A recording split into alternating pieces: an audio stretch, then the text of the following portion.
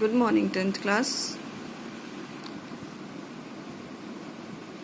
Yesterday हमने topic start किया था ग्लोबलाइजेशन एंड इंडियन इकोनॉमी। उसमें एक बात स्टार्ट की थी हमने कि जो अर्लियर टाइम में है, जो प्रोडक्ट कंज्यूमर यूज़ कर रहा था उस टाइम उनके पास इतने ज़्यादा ऑप्शन नहीं होते थे।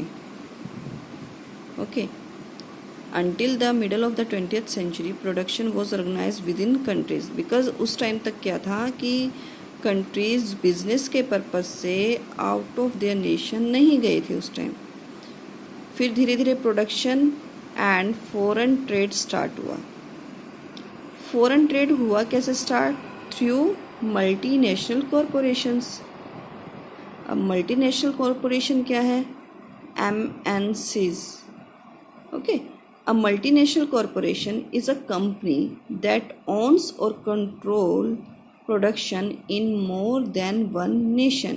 मीन्स कि जैसे ही कोई कंपनी फ़ॉरेन में अपना बिजनेस करने चली गई, that means it is a multinational corporation. और वो ये नहीं कि एक ही कंट्री में, मोर देन वन कंट्री में भी वो अपना बिजनेस एक्सपेंड कर सकती है। तो वो करती क्यों है? इनडायरेक्टली क्या होगा कि किस पर्पज़ से करेगी? ऑब्वियस है, प्रॉफिट अर्न करने के लिए। प्रॉफिट कैसे अर्न होगा? अब जितना वो अपने, जितनी मार्केट उसकी अपने खुद की कंट्री में है, ओके, वहाँ पर उसके कॉम्पिटिटर भी हैं। अब एक्सपेंड हो गया मार्केट एरिया। अगर कंट्री एक MNC जो है बाहर जाती है तो उसकी एक तो मार्केट एक्सपेंड हो गई। सो अल्टीमेटली क्या होगा?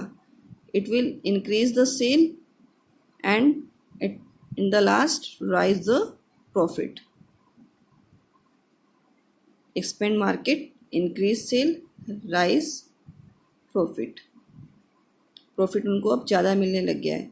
अब जहाँ पर वो अपनी सिर्फ पहले अपने ही कंट्री में बिजनेस कर रहे थे, अब उनकी कंपनीज कहीं और मतलब कंट्रीज़ में भी हैं, तो क्या कर रही हैं? वो प्रॉफिट उनको अर्न हो रहा है।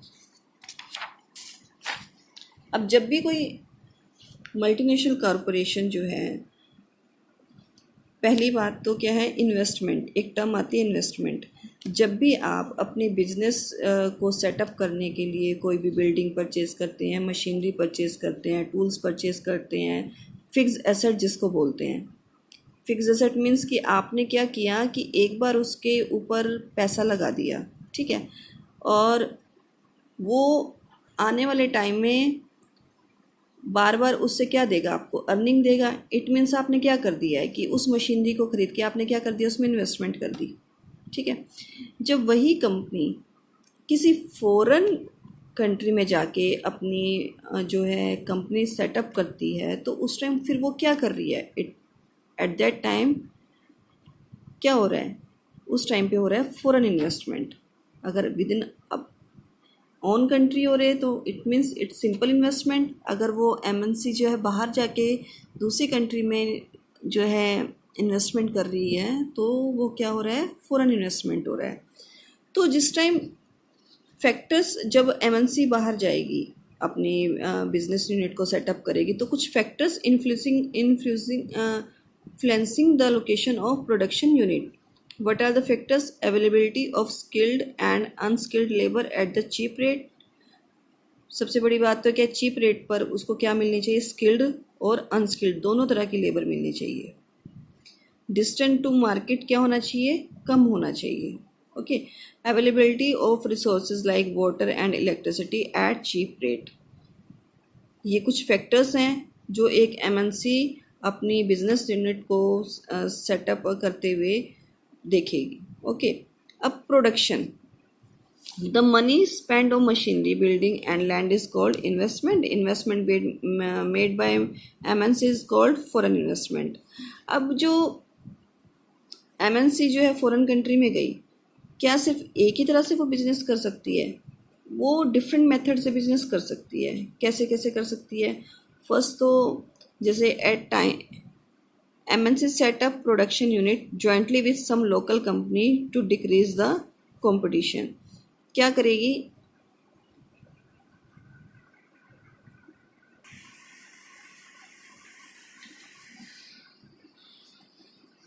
तो एक तरह से क्या कर रही है, वो जो पहली वहाँ पर लोकल कंपनीज़ हैं उनके साथ उसने क्या कर ली, एक तरह से पार्टनरशिप कर ली। एक तो ये मेथड हुआ, ठीक है। अब उनका तो एमएनसी का क्या हो गया, एक तरह से कंपटीशन कम हो गया, बट वो लोकल कंपनीज़ क्यों ज्वाइन करेंगी उनको, क्यों? क्योंकि जो एमएनसीज़ हैं उनके पास इन्वेस्टमेंट काफ़ी होती है, ठीक है, और एक तो उनकी टेक्नोलॉजी इतनी डेवलप होती है, तभी तो वो फॉरेन कंट्री में जाके अपना बिजनेस सेटअप कर रही हैं। तो लोकल कंपनी को क्या फ़ायदा होगा, न्यू प्रोडक्शन मेथड, उनको चांस मिल जाएगा न्यू प्रोडक्शन मेथड को जानने का, एंड न्यू टेक्नोलॉजी। ओके, एक काम क्या करती है, by placing order to small producer, MNC क्या करती है, कई बार उस कंट्री के जो स्मॉल प्रोड्यूसर हैं उनको अपना ऑर्डर दे देती है कि भाई आपने क्या है, इतने यूनिट्स जो हैं ये प्रोडक्ट तैयार करना है, ठीक है। फिर क्या करती है वो एमएनसी, उनको या उसी कंट्री में लगा लीजिए, दूसरी कंट्री में अपने ब्रांड नेम से सेल करती है। मीन्स कि प्रोडक्शन चीप रेट पे वहाँ से करा रही हैं और अपना ब्रांड नेम देकर सेल खुद से कर रही है, ठीक है। थर्ड, किस तरह से वो अपना बिजनेस करती है, by buying local companies, local company को कई बार वो खुद से क्या कर लेती हैं, बाय कर लेती हैं, खरीद लेती हैं और फिर अपना प्रोडक्शन स्टार्ट कर देती हैं। उनको क्या फ़ायदा होता है कि उनको पूरा बिजनेस, मीन्स कि बिजनेस यूनिट सेटअप, पूरा सेटअप ऐसे कैसे ही मिल जाता है, सिर्फ उनको क्या करना होता है, अपना प्रोडक्शन स्टार्ट कर देना होता है उसको ख़रीद कर। तो ये कुछ मेथड्स हैं जिनके थ्रू एमएनसीज अपना बिजनेस स्टार्ट करती हैं in foreign countries. Tomorrow we will discuss about the WTO।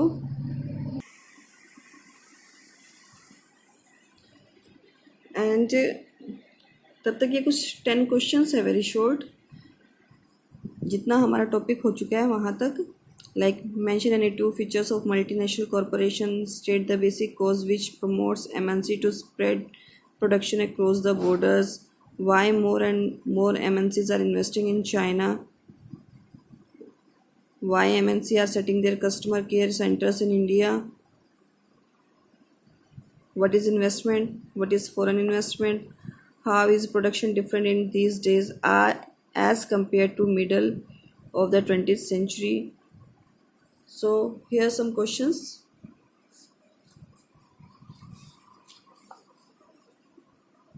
Which MNC is the largest producer of eligible oil in India? How has it become the largest producer? You can learn this question from here. Mention any 2 ways through which MNC expand production. 2 methods. Suppose the Indian government puts a tax on import of toys. What is its likely impact on import? If the government puts a tax on import, the buyers will have to pay a higher price for import, so import will fall.